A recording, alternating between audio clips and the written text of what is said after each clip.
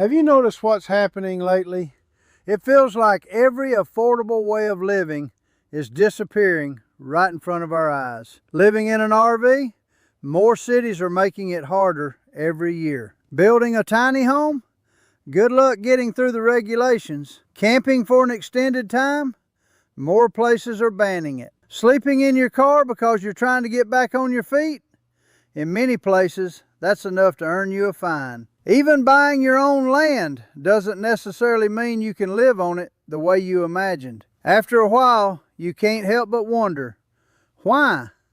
Why does it seem like every path that once gave ordinary people a chance to start over is slowly being blocked? The more I thought about it, the more I realized this conversation isn't really about housing. It's about something much bigger than that. It's about freedom. Not the kind people talk about in speeches or advertisements, but the simple freedom of being able to choose a different way to live when life knocks you down. I'd love to know if you've been seeing this where you live. Are affordable living options disappearing? Have you noticed more restrictions than there used to be? Share your experience in the comments, because I have a feeling this isn't happening in just one town or one state. I think it's happening almost everywhere. There was a time when people who hit hard times still had options. Maybe you couldn't afford a traditional home anymore, but you could move into an old trailer. You could park an RV for a while. You could slowly fix up a small cabin. You could camp on a piece of land while saving money. None of those choices were luxurious. Nobody dreamed about living that way, but they gave people something incredibly valuable: hope.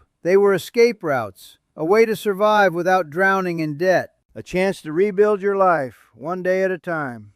Today, those escape routes feel like they're disappearing one after another. Take RV living, for example. For thousands of people, it became the last affordable option. A smaller space meant lower bills. Mobility meant flexibility. And for many, it meant finally breathing again after years of financial pressure. But now, cities are banning overnight parking. Places that once welcomed travelers are saying no. Campgrounds are becoming more expensive every season. Private companies are buying them up, raising rates, and turning what was once affordable into something many people can no longer justify. It seems like every time someone finds a simpler way to live, another rule appears, another restriction, another obstacle. And eventually you begin asking yourself whether simplicity has become something that's no longer encouraged. Then there are tiny homes. On paper, they sound like the perfect answer. They're modest, they're efficient, they cost far less than a traditional house. For someone who simply wants a roof over their head without carrying a mortgage for decades, they make perfect sense. Yet in so many places, building one isn't nearly as simple as people expect. There are zoning rules, minimum size requirements, permit fees, utility regulations, inspection after inspection. Even when the land belongs to you, there are often countless conditions attached to how you're allowed to use it. That's the part many people don't discover until it's too late. Buying land doesn't automatically give you complete freedom. It often means stepping into another long list of rules and responsibilities. And if you don't understand those rules before you buy, you can find yourself facing expensive surprises you never expected. So if owning land is part of your dream, take your time. Read every regulation. Ask every question. Do the research first, because the reality can be very different from the picture we build in our minds. And it doesn't stop with RVs or tiny homes. Even the most basic ways people once survived during difficult times are becoming harder to find. Sleeping in your car has become illegal in many communities. Camping for weeks or months while you get back on your feet? More restrictions are showing up every year. Even public land, places that once felt like a last refuge for people with nowhere else to go, is becoming more tightly controlled. Time limits are enforced more aggressively. New rules appear.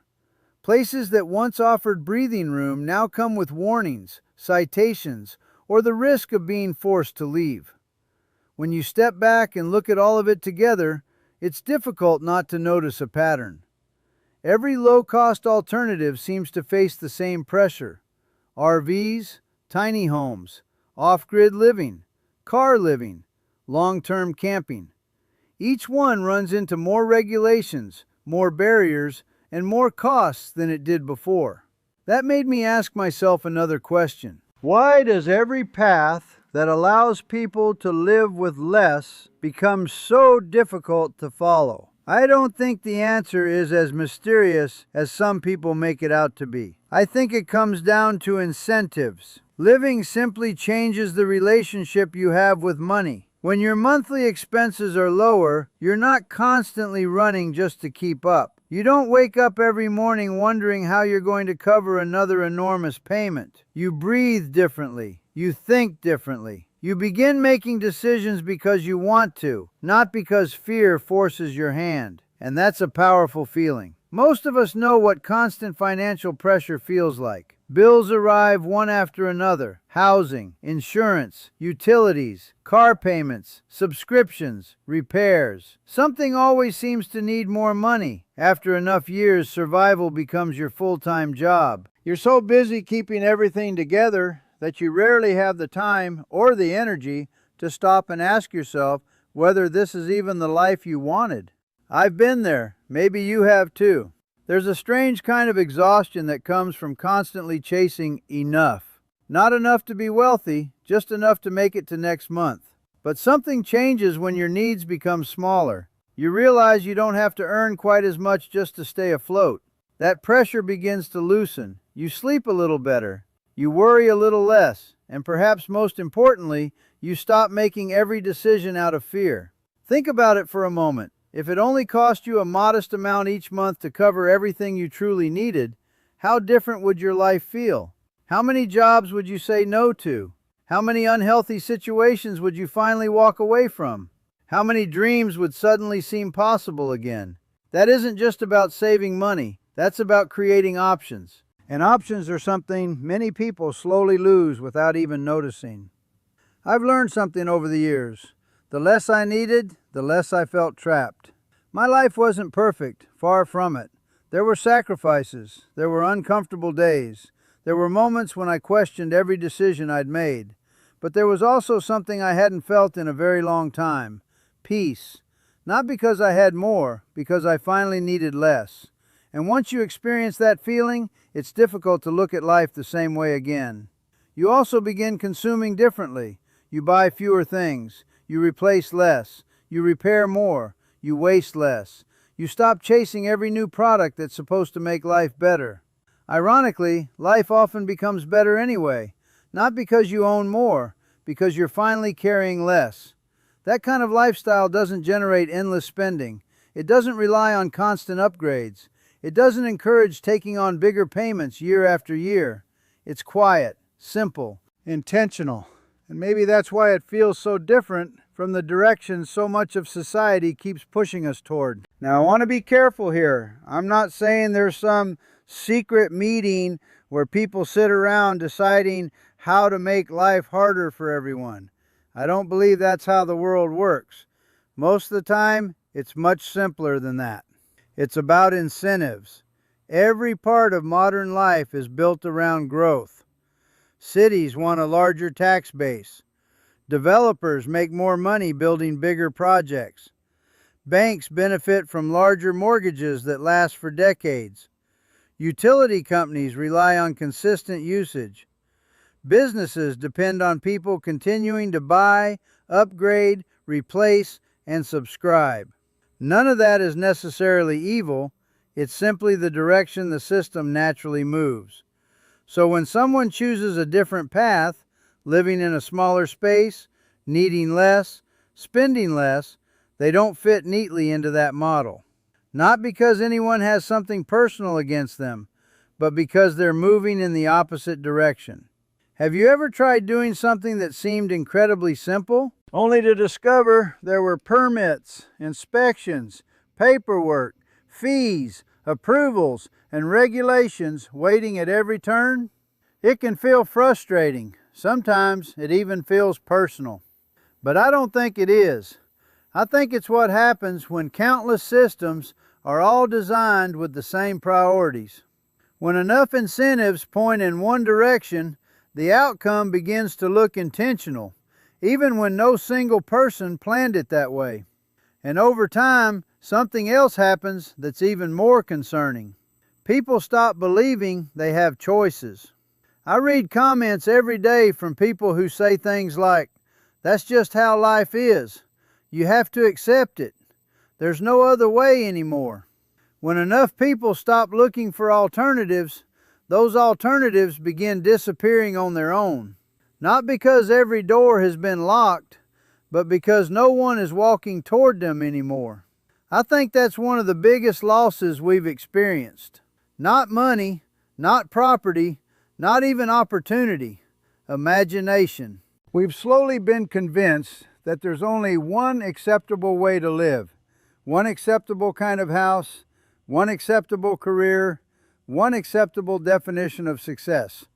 Anything outside that starts to seem unrealistic or irresponsible. But history tells a very different story. For generations, families survived because they adapted. They repaired instead of replacing. They traded skills with neighbors. They grew food. They shared tools. They helped one another without expecting a bill at the end of the conversation. Somewhere along the way, many of those habits quietly faded. Convenience replaced community. Consumption replaced craftsmanship. Buying replaced fixing. And dependence slowly became normal. I don't say that with judgment. I've been part of it too. Most of us have. That's simply the world we were handed. But that doesn't mean we have to keep moving in the same direction forever. Sometimes taking back control doesn't begin with some dramatic life change. It starts with one small decision. Learning to cook instead of ordering takeout. Repairing something instead of throwing it away. Growing a few vegetables. Canceling a subscription you barely use. Driving less whenever possible. Learning a new skill that saves you money instead of spending money to solve every problem. None of those things seem revolutionary on their own, but together they slowly change the relationship you have with your life. Every new skill becomes one less expense. Every unnecessary payment you eliminate gives you a little more breathing room. Every dollar you don't have to spend becomes another piece of freedom you've earned. And perhaps even more important than any of that, we need each other again. Real community has always been one of the greatest forms of security.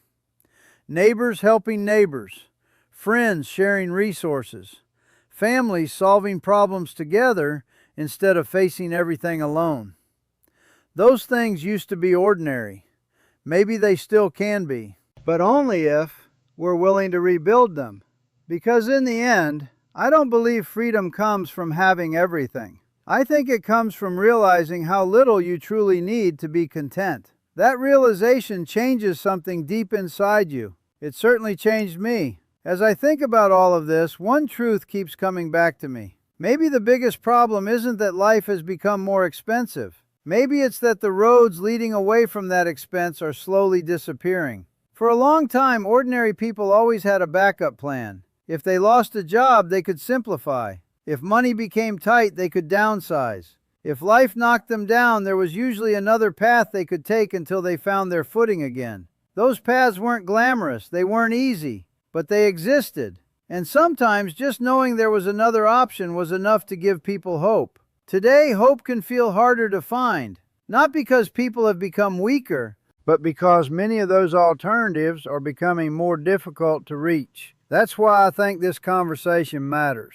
It's not really about RVs or tiny homes or camping or even housing itself. It's about choices, because the fewer choices we have, the easier it becomes to believe there are none. And that's a dangerous place for anyone to live. I don't pretend to have all the answers. I don't think any one person does. But I do know this. Waiting for someone else to change your life rarely works. Waiting for the perfect economy, the perfect government, the perfect opportunity, the perfect timing. Those moments have a habit of never arriving. What we can control is much smaller. And strangely enough, that's where real change begins. Take an honest look at your life. Ask yourself one difficult question. What actually owns me? Is it a payment? A lifestyle I'm trying to maintain? A house that's too expensive? A vehicle I can barely afford? Or maybe it's something less obvious.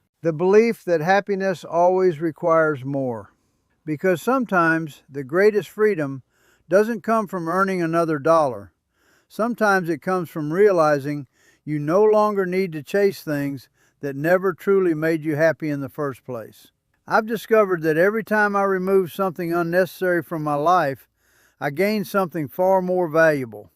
Time, peace, confidence, the ability to make decisions without constant fear hanging over my head. No, life didn't suddenly become perfect. Problems didn't disappear. Unexpected bills still showed up. The world didn't magically become fair. But I stopped feeling like I was trapped inside a race I never wanted to run. That changed everything. Maybe that's the lesson I hope more people discover. Not that we should run away from society. Not that everyone should live the same way. We're all different, and our lives will never look exactly alike. But perhaps we should all ask ourselves whether we're building a life that actually belongs to us or one we've been told we're supposed to want. Because those are two very different things. If there are still doors open in your life, don't ignore them. Don't keep telling yourself you'll think about it someday. Someday has a way of turning into years, and years have a way of becoming regrets. Take the first step while you still can. Learn the skill. Reduce the debt. Simplify one part of your life. Question the habits that keep you stuck. None of those changes will happen overnight, but every small step moves you a little farther away from living in fear and a little closer to living on your own terms. If this journey has taught me anything, it's this. Freedom isn't measured by the size of your house. It isn't measured by the number of things you own. And it certainly isn't measured by what other people think of your choices. Real freedom is waking up each morning knowing your life belongs to you, that your decisions are guided by purpose instead of panic, that you've built a life around what truly matters, not around what everyone else expects. And if you can reach that place, even little by little, you'll discover something money can never buy: peace. Thank you for spending this time with me. Here on No Regrets Left, these conversations aren't really about escaping the world. They're about finding the courage to live with fewer regrets, fewer burdens, and fewer things that quietly control us. Take care of yourself.